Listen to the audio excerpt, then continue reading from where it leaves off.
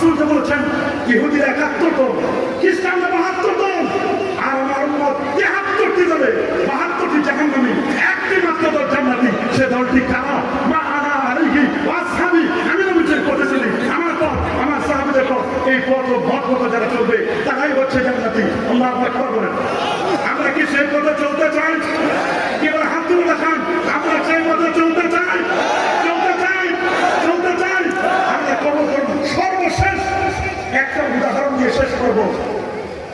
এই ভৈরব বাজারে কলার জন্য বিখ্যাত। আমরা কলা কিনে খাই কিনা? সবাই বলে আরো জোরে। জান্নাতে আল্লাহ কলা খাওয়াবে। সুবহানাল্লাহ। জান্নাতে কি খাওয়াবেন? কলা খাওয়াবেন। কলার উপর একটা চামড়া থাকে, চামড়া। যে কলার চামড়া নাই ওই কলা আমরা খাই না। যাদের আকীদায় ভেজাল আমরা তাদের বক্তব্য নিব না, ঠিক কিনা বলে? আমরা যাদের আকীদায় ভেজাল, কলার মজ্জাটা এটা হলো ঈমান, উপরের চামড়াটা হলো আকীদা।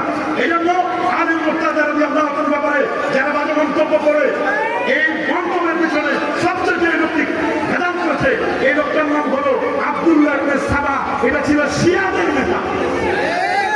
বলেন কিনা? এই নামটা সবসময় মনে রাখবেন। গোটা পৃথিবীতে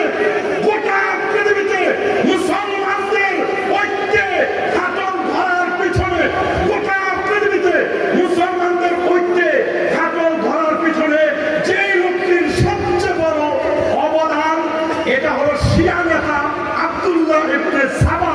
এই আব্দুল্লাহ ইবনে সাবার কারণে মুসলমানদের মধ্যে যত অনৈক্য, আমরা আব্দুল্লাহ ইবনে সাবা, সাবাই গোষ্ঠীরা আমাদের চতুর্দিকে ঘুরছে।